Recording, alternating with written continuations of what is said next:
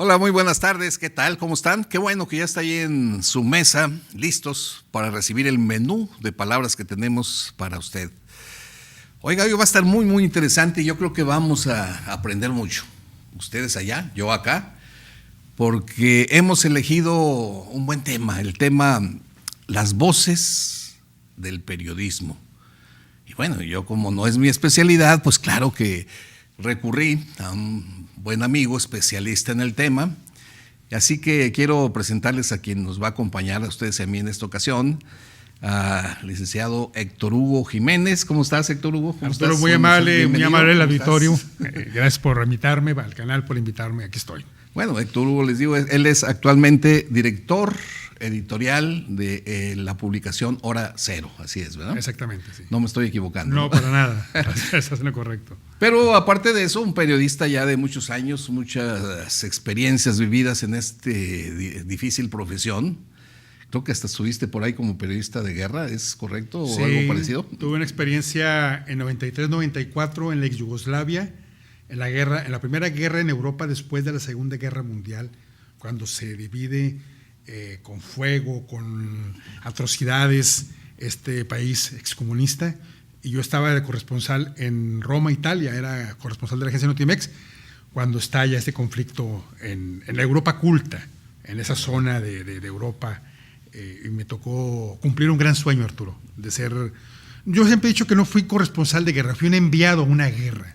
Hay quien me etiqueta, y bueno, yo no tampoco. Pero te tocaron los cocolazos. Bastante, sí, mucho. O sea, ya era mi primera experiencia en un conflicto armado, pero aparte un gran sueño de estudiante de periodismo. Y una gran experiencia que seguramente te marcó, te dio muchas fortalezas, muchas habilidades que ahora estás canalizando por otros lados. No, bienvenido, y pues vamos a contar contigo para que nos expliques algunas palabras del periodismo que a veces a los que no estamos inmersos en esto nos confunden un poco. Ya iremos desglosando esto. Pero bueno, claro, antes, ya sabe, para ir acompañando esta plática, ustedes de ya también, pues váyanle pensando el juego de palabras que tenemos hoy para usted. Miren, ahorita van a aparecer por ahí unas palabras en pantalla, se trata de hacer con movimiento en las letras, son anagramas, para que usted encuentre 4 nombres de países. Así que vamos a verlo y ustedes dirán después. Adelante. El juego comienza en 3, 2, 1.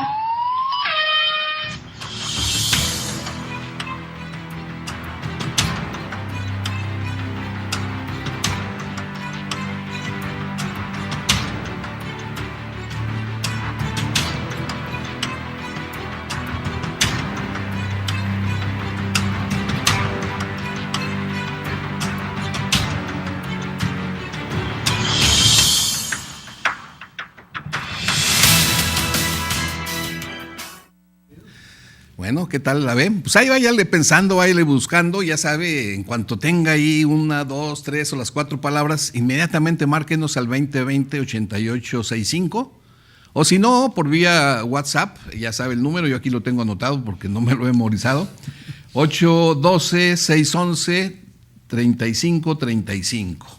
Ahí está en pantalla también para que lo anote. Y nos daría mucho gusto saber que usted está participando como normalmente lo hacen en los diferentes programas. Bueno, ya saben, entre quienes participen, miren, tenemos ahora un libro que nos ha traído aquí producción. Es un libro de poesía, pero interesante porque ¿de quién creen que es este libro? El libro se llama Leyendas y Cantos. Aquí lo tenemos sobre la mesa. Bueno, la autora no es nada menos y nada más que Beatriz Gutiérrez Müller. Iba a decir la primera dama, pero ya me acordé que a ella no le gusta que le digan que es la primera dama, es la esposa del presidente López Obrador. Poeta, escritora, historiadora, en fin, de un verdadero personaje de la literatura. Y así que con este libro usted tendrá oportunidad de evaluar qué tal es para la poesía, que seguramente va a ser muy buena. Bien, pues ahí lo dejamos, así que entremos al tema. Que si me permites, por cierto, va a haber una exclusiva, no sé, de que la señora esposa del presidente de México va a estar en Monterrey en mayo. ¿Sí? No te digo más porque no estoy autorizado, pero va a venir no como esposa del presidente, sino como escritora. Órale, bueno, ya tiene una exclusiva aquí, ya ve que también aquí nos dan lo bueno de invitar periodistas. Vamos a estar al pendiente. Y bueno, fíjate, la palabra periodismo, pues de pronto uno la dice así naturalmente porque desde chico estás acostumbrado que te mandan a comprar el periódico, o pasaba el voceador en las calles cuando todavía era así, que te vendía el periódico. Pero si la analizamos desde el punto de vista del lenguaje, es una palabra griega prácticamente, que se forma de peri, que significa como dar vueltas. Por eso peri está en palabras como periférico, un camino que le da vuelta a una ciudad, y oidos, que significa en este caso camino, o sea, periodo, camino alrededor, algo que va y viene y que es predecible porque está siguiendo un ciclo. Entonces yo creo que en publicaciones esta palabra aparece cuando de pronto a alguien se le ocurre hacer una publicación que aparece regularmente, y ahí puede variar, cada día sería un diario, cada semana sería un semanario, etcétera. El asunto es que entonces ya naturalmente se dice, es una publicación periódica, pero ya para cortar el tema, simplemente es periódico y adquiere vida propia la palabra, y entonces nace el periodismo. Ahora sí, nos metemos a lo que es el periodismo, Héctor Hugo.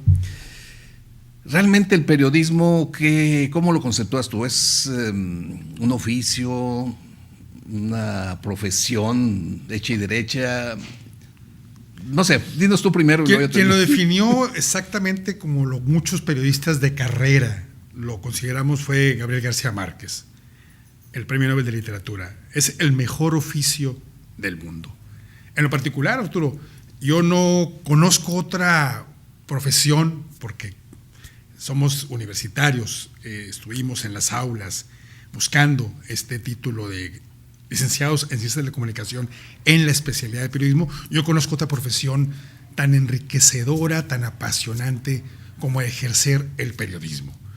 Y bueno, lamentablemente también es una profesión muy vulnerada, muy porosa, porque si bien antes había periodistas empíricos, porque no había universidades, no había escuelas de periodismo, y se hicieron, digamos, en la talacha, como así decimos, los periodistas, grandes personajes en Nuevo León, por así llamarlo, como Jorge Villegas, como Hugo del Río, otros, Francisco Cerda.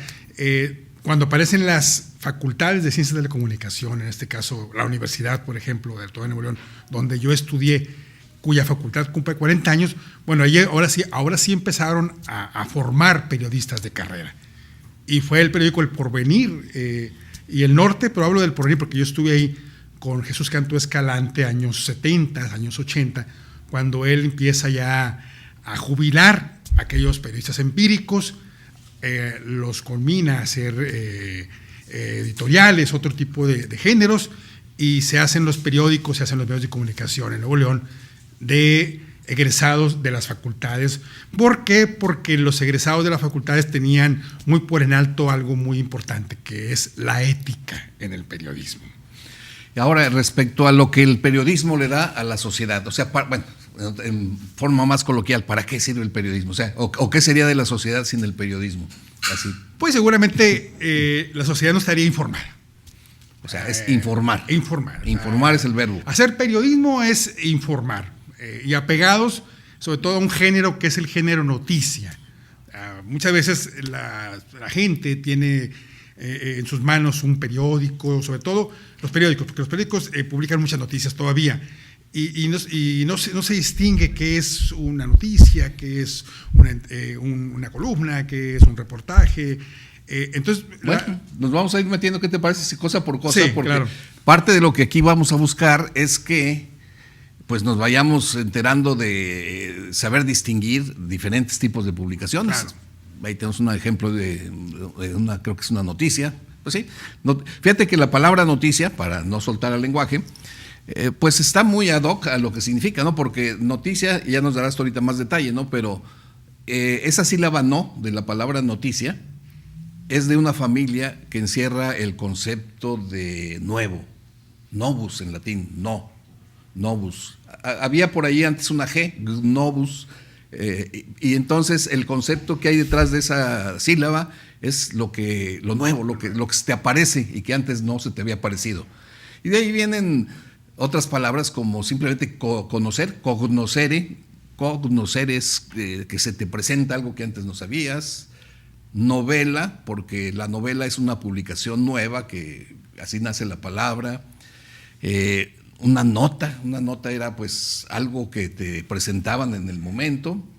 Cuando alguien decía, ya noté esto, percibías.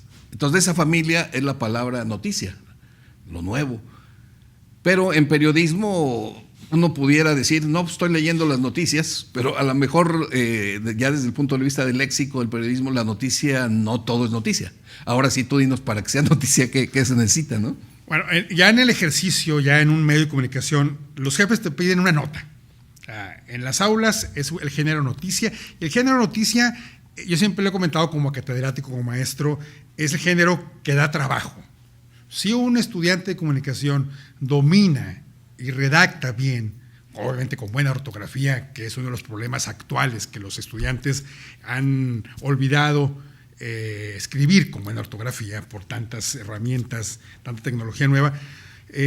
La noticia debe empezar, y lo sugerimos, respondiendo las 5 preguntas: ¿qué, cómo, dónde, cuándo y quién? Y tú ves, si tú ves un periódico, en el caso, la nota que estamos viendo ahorita en El País, seguramente van a distinguir los lectores que en el primer párrafo se responde las 5 preguntas. O sea, ¿qué pasó? ¿Dónde pasó? ¿Por qué pasó? ¿Cuándo pasó? Y me falta una. El dónde. El dónde. Entonces, así distinguen todos los lectores de un periódico, ahora digital también, o sea, periódicos digitales, en su versión digital, lo que es el género noticia, por la respuesta a las 5 preguntas. Después le das voz a una fuente de información. Tiene que haber una fuente o varias fuentes de información para que en la estructura de la noticia vayas incluyendo citas textuales de la fuente o de las fuentes sobre la noticia que está dando o lo que está sucediendo o el hecho que pasó. Para darle veracidad y darle confianza al lector de que, mira, yo no lo estoy inventando, aquí fue el que dijo. Claro, la fuente informativa tiene que estar siempre, es un ingrediente indispensable en la noticia. Pero no hay juicios. Cero juicios. No hay interpretación del reportero o del periodista que acude a cubrir un hecho noticioso. Okay. Yo nomás digo, atropellaron un perro en la calle y se acabó. Si yo no voy a juzgar al que lo atropelló. No vas a decir que lamentable, o sea, no vas a usar adjetivos. O sea, en la noticia no se utilizan adjetivos calificativos. No. Eso es interesante. Noticia. Entonces, pero bueno, después de la noticia, otra cosa que leemos en los periódicos. Yo me acuerdo mucho allá cuando leía El Porvenir, allí que estaba yo de estudiante, que me gustaba mucho una columna. Marcos Almazán era un columnista del Porvenir hace muchos años. Escribía muy, muy sabroso, muy divertido, ¿no? Y me gustaba leerlo.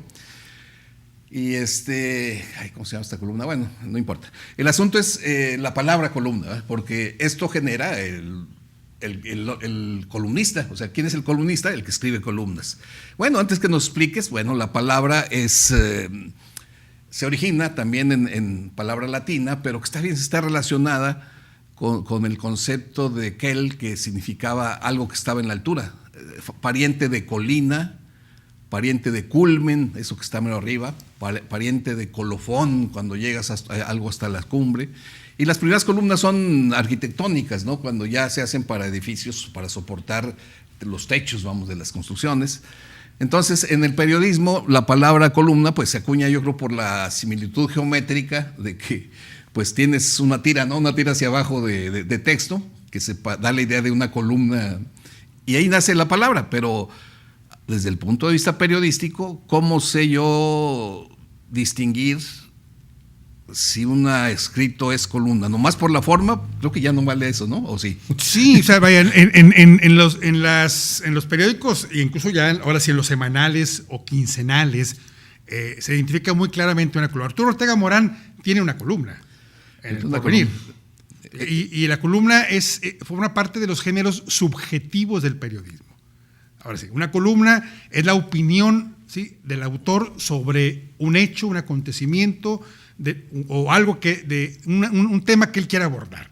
O sea, Arturo Ortega Morán, en su momento el maestro Silvino Jaramillo tenía una columna en El Porvenir, un espacio también en el periódico, Rosaura Barahona, que en paz descanse. Digamos, cito bueno, Carlos Flores de Mola a nivel nacional, Riva Palacio, todos ellos son columnistas. Bueno, que no quiere decir que no sean periodistas. O sea, podríamos que algunos periodistas son columnistas, pero no todo columnista son periodistas. Exactamente. Pues a veces el columnista se ostenta como periodista porque, bueno, le da cierto estatus, cierto caché, cierto relumbrón.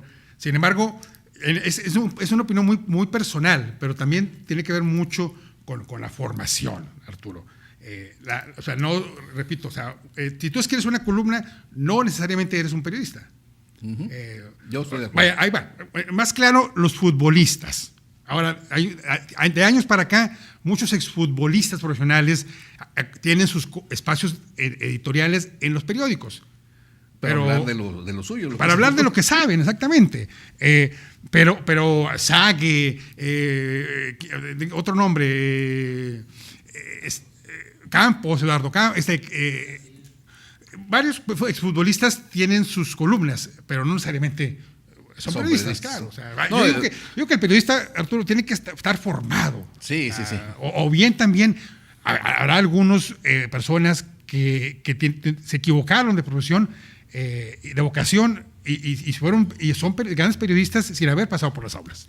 Sí, ahí me apunto yo. Yo soy columnista, pero no soy periodista porque yo escribo una columna específicamente de lo mío, que es el lenguaje.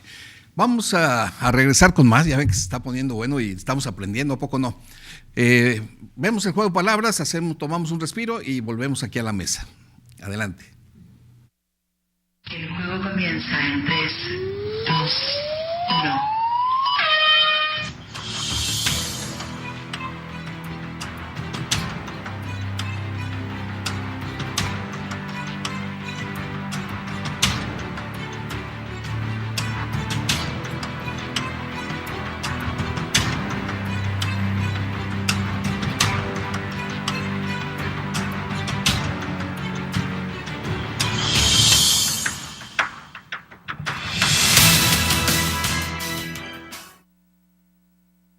La nueva fuente del poder ya no es el dinero en manos de pocos, sino la información en manos de muchos.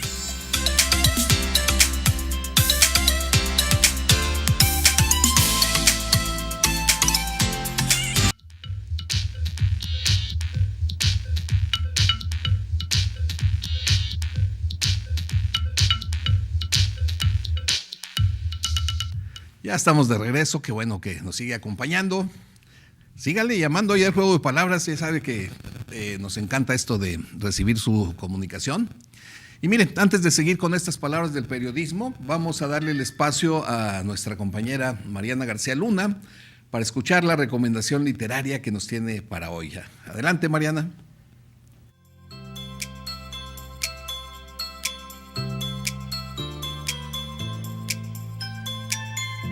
Muy buenas tardes, qué bueno que me acompaña este martes aquí en Palabras sobre la Mesa y con esta recomendación literaria.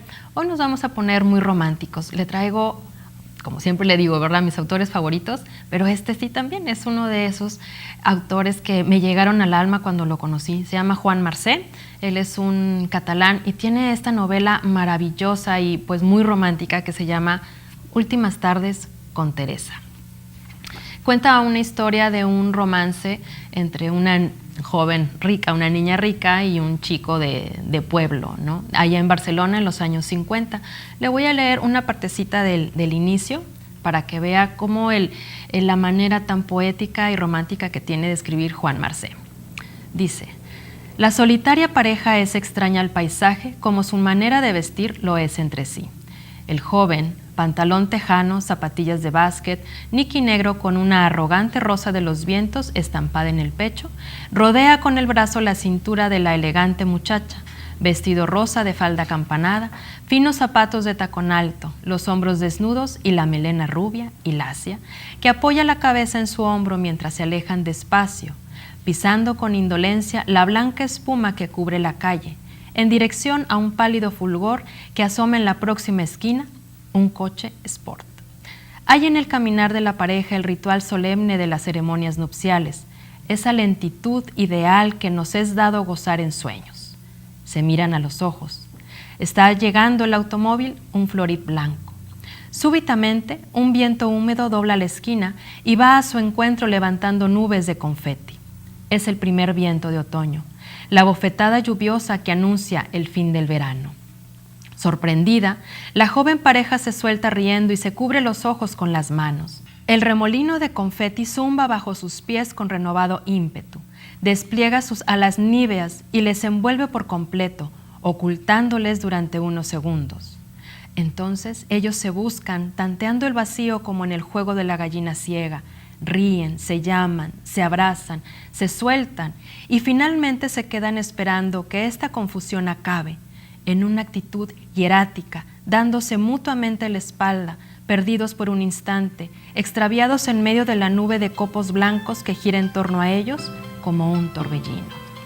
Así inicia esta fabulosa novela, Últimas tardes con Teresa. Se la recomiendo muchísimo y ya sabe, me puede escribir a mis redes sociales, Facebook, Twitter, Instagram. Soy Mariana García Luna, lo veo aquí la próxima semana. Adiós. Bueno, sigamos adelante. Híjole, el tiempo vuela. Vámonos rápido así con que nos expliques cómo sé yo que lo que estoy leyendo es un reportaje. ¿Qué caracteriza el reportaje? El reportaje es el género de géneros del periodismo. Un reportero puede dominar, hacer notas, hacer entrevistas, hacer crónicas, pero difícilmente, tardaría mucho tiempo para dominar el género de géneros.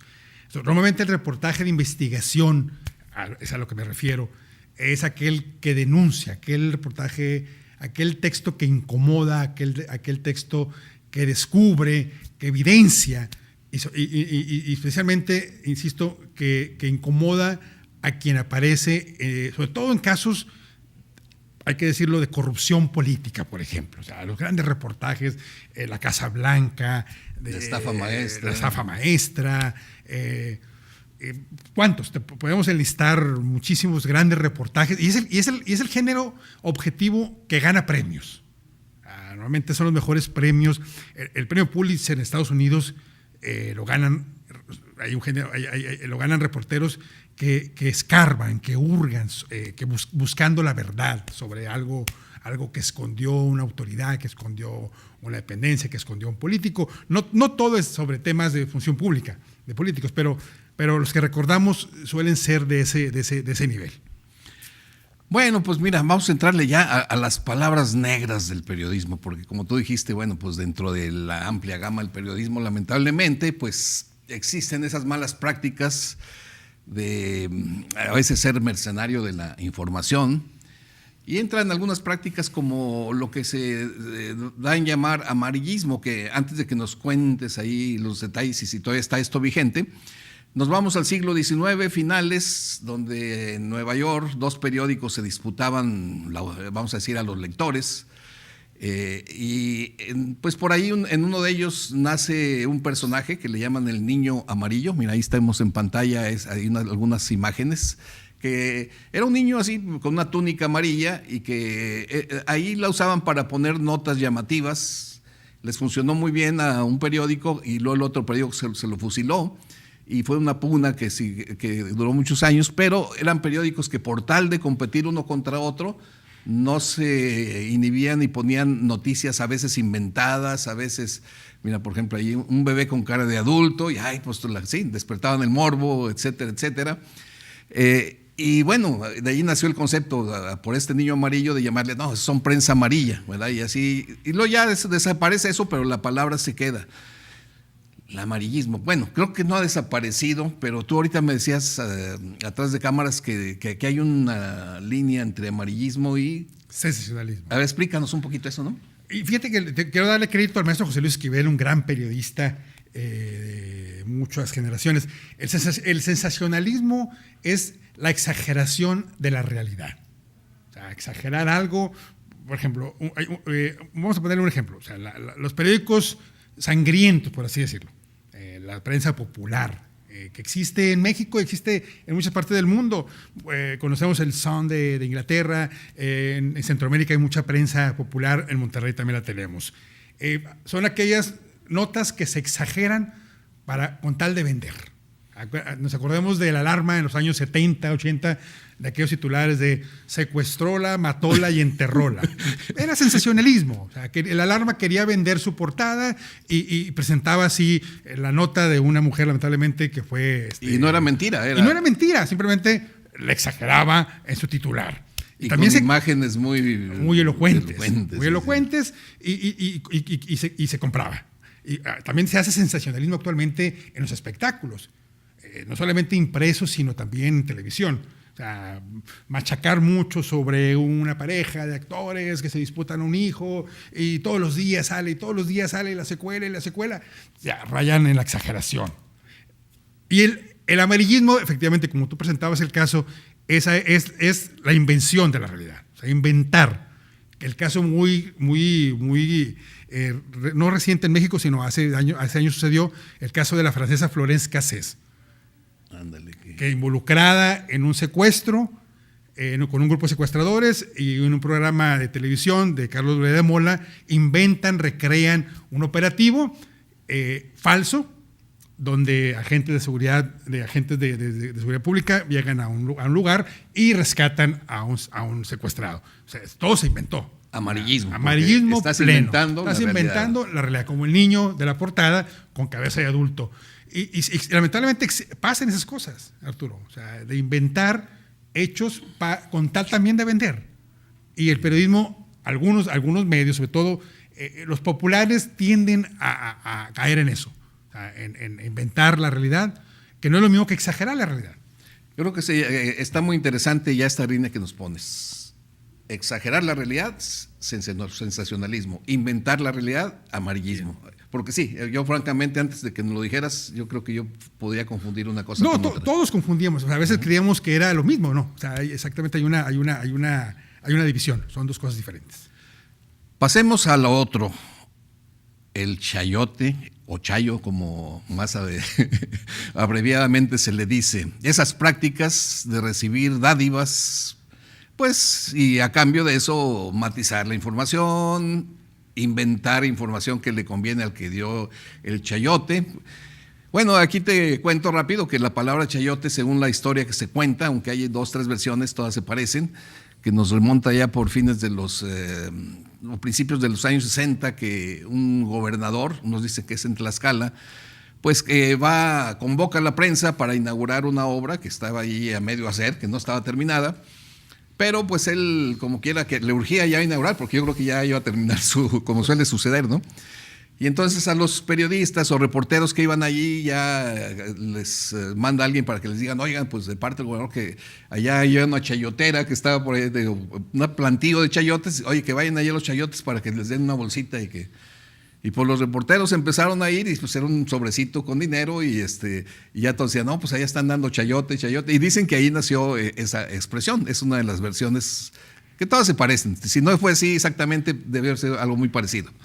Entonces de ahí nace que chayote sea un soborno, vamos a decirlo así. ¿Cómo lo percibes tú? ¿Cómo lo percibo? Es un tema que me apasiona mucho porque para hablar de ese tema hay que aplicarla de que hay que tener la cola corta y la lengua muy larga. O sea, en mi caso, yo sí condeno mucho esa práctica.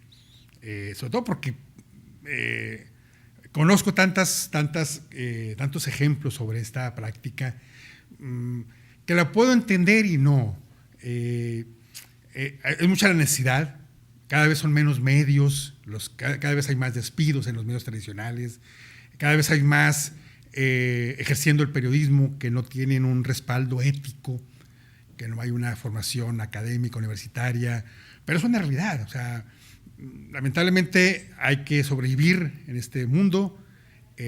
La aparición de el Internet, de páginas de Facebook, también han convertido a muchas personas que no tienen nada que ver con el periodismo en administradores de una página, se sienten periodistas, van a estirar la mano con un funcionario, partiendo de un apoyo que se les llama al chayote, al embute, al soborno, apóyame para comprar unas medicinas, apóyame para la fiesta de mi hijo. Entonces, vaya, me molesta mucho que se ensucie el periodismo.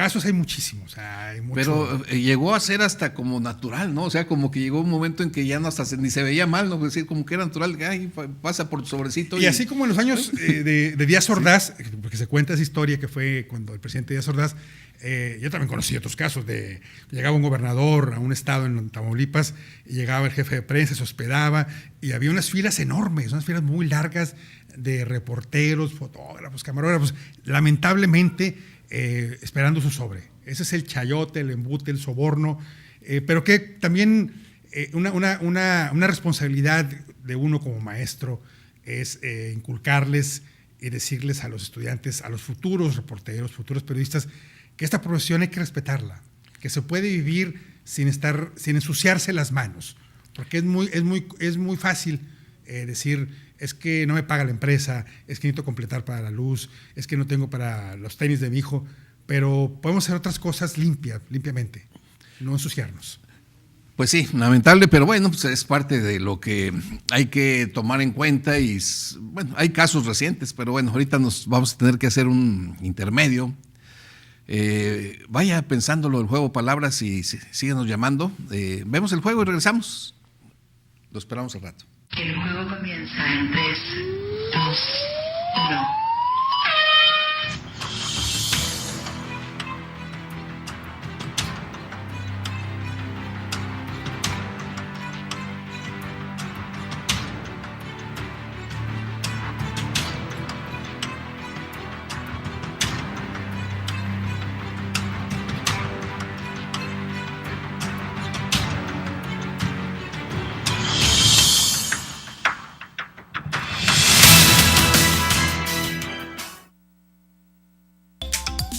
Cuando se descubrió que la información es un negocio, la verdad dejó de ser importante.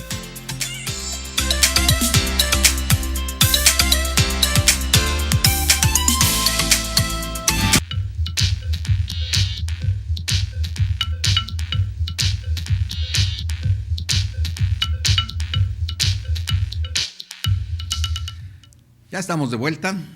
Pues mire, ya vamos en penúltimo bloque. Esto se va avanzando muy rápido. En fin, pero está muy interesante. Yo creo que estamos aprendiendo mucho, al menos yo así lo siento. Y ahora un buen tema también para conectarlo.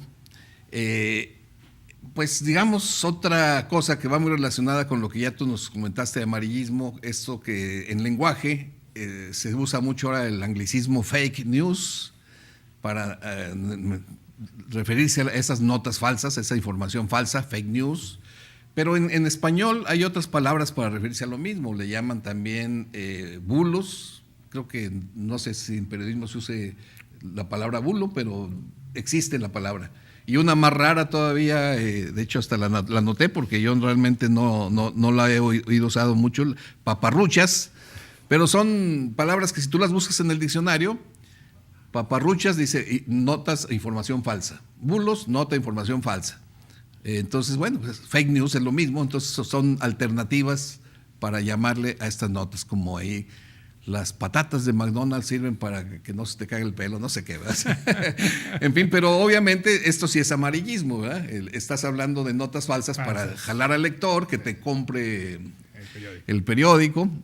Y bueno, hasta ahí no hacen mucho daño. El problema es cuando ya nos metemos a cuestiones políticas y ahí sí, con una intención muy definida de dañar a un personaje de la política.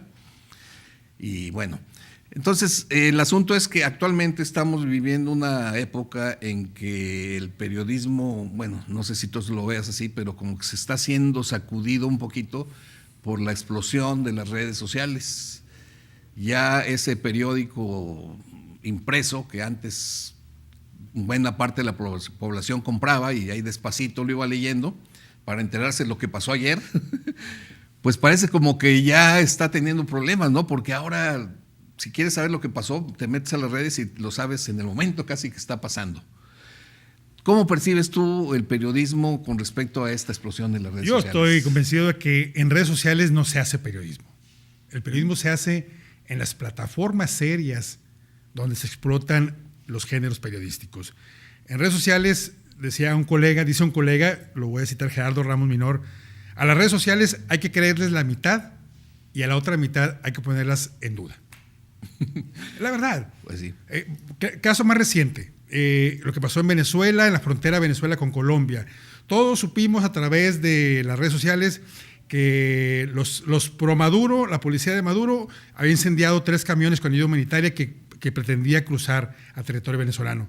Después, y todos nos creímos esa historia, porque el video era elocuente y la gente de Maduro eran los malos que no permitían el ingreso de ayuda humanitaria a la gente del presidente Guaidó, del líder del Parlamento. Sin embargo, semanas después, el New York Times publica la verdad a través de un video donde se ve claramente que un manifestante contra Maduro tira una bomba molotov, la botella agarra por un lado y la mecha cae exactamente arriba de los autobuses y los autobuses, esa mecha incendia los camiones con ayuda humanitaria. Pero a través de las redes sociales todos nos creímos, ¿sí?, que había sido la policía por Maduro la que había hecho esto. Entonces, y no solamente eso, lo que provocó, Arturo, auditorio, provocó que el Congreso de Estados Unidos tomara medidas drásticas en contra del gobierno Maduro porque supuestamente había quemado esa ayuda humanitaria. Entonces, qué delicado es. O sea, hay un hilo muy delgado. Yo también he dicho que en las redes sociales es un drenaje, es una cloaca donde circula todo. O sea, todos los desahogos, todas las mentiras, todas las difamaciones, pero hay que tener cuidado en meterlas, ¿sí?, a un recipiente, a un colador y verificar qué es verdad y qué es mentira antes de difundirse. Sí, mira, ahí estamos viendo imágenes de los youtubers que últimamente han tenido un gran crecimiento. Me refiero a personajes que tú ves las personas que lo siguen y estás hablando ya no de miles, ya cuentan millones. Y entonces han agarrado una fuerza tal que ahora reclaman inclusive estar como en las conferencias de prensa del presidente, porque dicen, no, espérame, yo no soy cualquiera, yo soy un youtuber y aquí me sigue 1 millón de personas. Y es cierto, o sea, esto es una realidad. Yo he estado viendo, porque dije, bueno, a ver, entendiendo cómo funciona esto, y en realidad, bueno, lo que hacen ellos es, toman la nota del día, hacen un video con su interpretación. Obviamente usan técnicas del que tú le llamas sensacionalismo, titulares muy llamativos, y la gente que anda con un ánimo muy polarizado, pues los está usando como donde encauzar esa emoción a favor de uno o de otro bando, ¿no? Porque es un hecho que ahorita pues están polarizados los que apoyan al presidente y los que están en contra del presidente, entonces es una lucha encarnizada, ¿no? Y allí, entonces estamos hablando de personajes que a través de las redes sociales están ocupando espacio y cada vez más importante, al grado que le están ganando el rating a medios oficiales. Sí, pero tampoco hay que confundir. O sea, una cosa son los influencers periodistas, guste o no guste lo que diga Carlos Loret de Mola, Raimundo Riva Palacios, López Dóriga, con los youtubers. Ellos son influencers periodistas y ellos son personas que dominan lo suyo, son monólogos, para mí son monólogos. Vaya, yo desde el punto de vista muy personal, yo no voy a escuchar a un youtuber, a un influencer, para que me diga qué está bien y qué está mal. Lo puedo escuchar porque no tengo otro tiempo, porque tengo tiempo libre, pero si yo quiero formarme una opinión a través de un líder de opinión, a través de un periodista de carrera, que yo sé que lo sustenta, que hay de él de antecedentes en el oficio periodístico, pues no voy a escuchar a una persona que no sé ni quién es, un Cayo de Hacha, que mi respeto, no sé quién sea, pero sé que tiene muchos seguidores, a un Loret de Mola, por ejemplo, a una Carmen Aristegui, a una Denise Dresner. Entonces hay que diferenciar eso. Los otros sí nos divierten, seguramente tienen mucho público, ganan mucho dinero también, porque les paga por muchas visualizaciones o reproducciones que tengan. Es un negocio, ganan dinero. Sí. Entonces monetizan sus videos. Exactamente. Uno les hace su vida, pero que me formen, que sean formadores de mi opinión, que me abran el panorama para opinar sobre X o Y acontecimiento o hecho. Y sí es cierto, en los deportes hay mucha queja, Arturo, estimado auditorio, de cómo se han colado los fotofans en los partidos de fútbol, en las canchas de fútbol o en los espectáculos. Y exigen, porque tienen una página de Facebook, aunque lo sigan nada más sus familiares, ya se sienten con mucha autoridad y exigen a los jefes de prensa a los directores de comunicación que los acrediten. Pero yo he escuchado muchas quejas de los fotógrafos a nivel de cancha que solamente estorban, porque no tienen equipo profesional, porque quieren tomar fotos y video con un celular, y los demás ¿qué? O sea, que representan a empresas, a razones sociales, con trayectoria, con mucha difusión a través de la televisión, la prensa escrita. Entonces, son tiempos que estamos viviendo donde se confunde el periodismo con los influencers o los youtubers o los fotofans. Perfecto. Entonces, bueno, esto nos deja el ambiente que está viviendo ahorita y es importante las opiniones que aquí nos dejas, pues para estar alertas y no irnos con la finta y tener cuidado en esas cosas que estamos viendo, que nos están llegando por diferentes medios.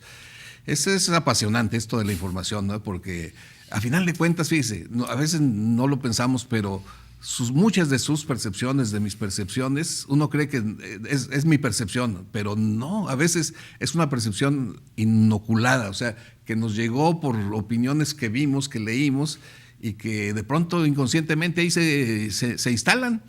Y cuando se da el tema, opinamos, decimos, no, es que tal personaje es esto, y no me consta, simplemente porque lo leí por ahí en un medio y ya me formé una opinión. Entonces hay que estar muy listos para tener criterio de decir cuándo sí, cuándo no. O sea que nos exige ya estos tiempos un poquito más de reflexión. Ahora, si me permites, también reconozco los alcances que tienen. Y los mismos medios tradicionales utilizan las redes sociales para difundir todavía a mayor público los contenidos. Así es, sí, y no olvidar pues cómo el papel que jugaron las redes sociales en las elecciones, por ejemplo, que fueron una herramienta poderosa. Pero en fin, de esto hay mucho que decir. Vamos ya casi cerrando el programa, pero antes, por última vez, vamos a ver el juego de palabras y regresamos. El juego comienza en 3, 2, 1.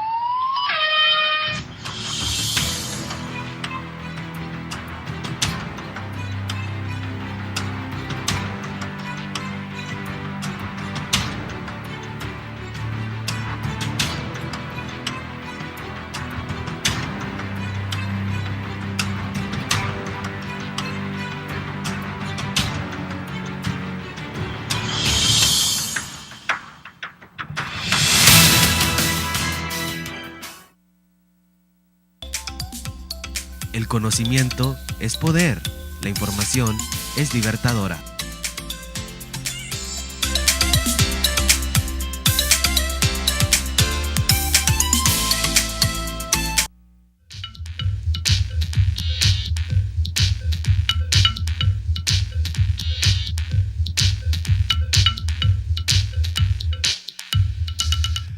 Bueno, pues ya ven, hemos aprendido ya varias cosas de periodismo, pero hay otro tema, ¿no? El tema de, tú ya lo dijiste, ¿no? Para poder ser un buen reportero, un buen redactor de noticias, pues se necesita la ortografía y la redacción, ¿verdad? Porque a veces se encuentra uno con notas que por una mala redacción hasta se convierte en un humorismo involuntario, ¿no?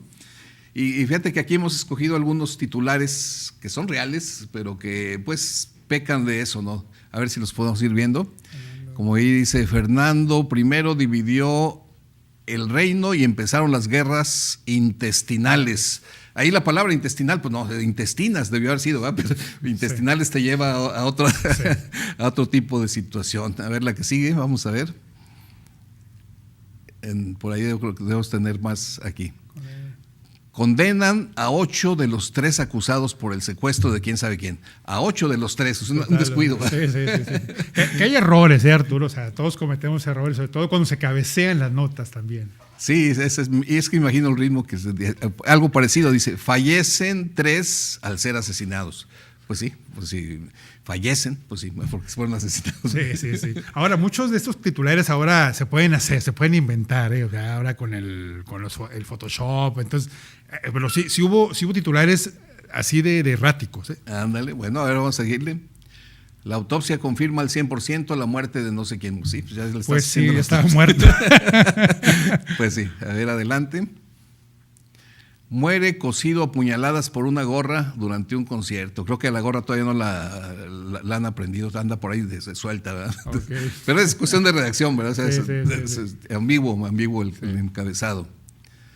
A ver el que sigue. Si es que todavía hay otra o ya se acabaron.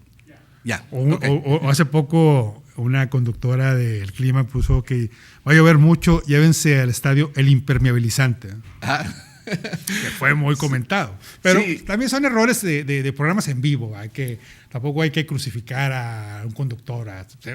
Es de seres humanos. Sí, y equivocarse. sobre todo yo me imagino en un periódico que es diario, el ritmo al que se trabaja. Yo no he tenido la oportunidad de asomarme, pero me lo puedo imaginar, ¿no? Que imagínate, prepara, y sobre todo los periódicos de antes que eran de muchas hojas, de mucho texto, de mucho escribir, el ritmo frenético que me imagino, y gente ya medio desvelada, o vete a saber.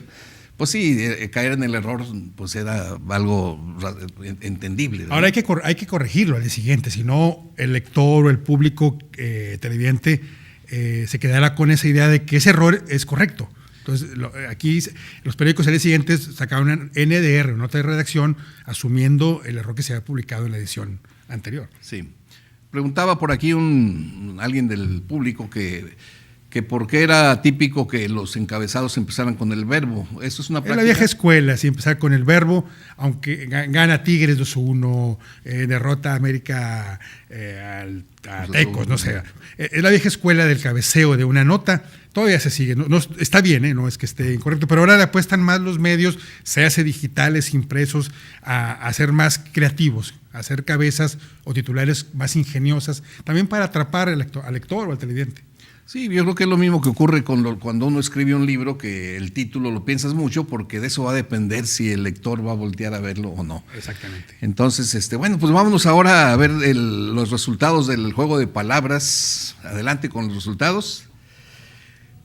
De afincar, sí, pues ahí le voltea la letra, sale Francia. De apañes, pues sí, de ahí sale España. Amuinar, de ahí sale Rumania. Y de situara sale Austria. 4 países europeos.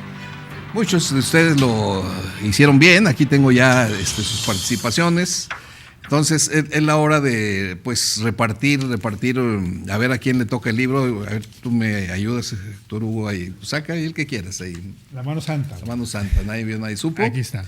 Y se lo va a llevar el libro de la señora del presidente, María Guadalupe Rubio, de San Pedro. Poemas de Beatriz. No le gusta poco que le digan la esposa del presidente, y tiene razón, porque dice: yo por mis méritos, díganme mi nombre, ¿verdad? Así que una buena oportunidad para conocer la poesía de esta mujer, muy preparada, por cierto, ella. Y bueno, pues haciendo ya un resumen, mira, no fue mucho el tiempo, pero hablamos de noticia, su etimología y cómo se entiende, hablamos de el reportaje, que no dije que reportaje viene de reporte, del portar es llevar, entonces reportar es ir por algo y traerlo, en este caso la información. Por eso el reportero lo que hace, va a un lugar, el reportero anda de aquí para allá, ¿verdad?, trayendo información. Pues, le echamos un repaso también a las palabras negras del periodismo, las fake news, el amarillismo, el chayo, que es que también le llaman embute. Embute, chayo, soborno. Soborno. Y bueno, pues las redes sociales, el impacto que está teniendo en el periodismo, siempre va a ser un tema muy apasionante. Y bueno, todas estas palabras nos van a hacer ahora entender mejor el periodismo. Así que, Héctor Hugo, muchas gracias por tu participación. Ojalá que no sea la última vez. No, cuando me quieras invitar, hablar de periodismo para mí es uno de los temas más apasionantes de mi vida. Claro, va a haber otra oportunidad. Y pues ustedes ya saben, les agradecemos mucho que nos hayan acompañado, y para la próxima semana pues tenga lista la mesa, que por aquí vamos a ver qué palabras vamos a tener listas para usted. Hasta la próxima.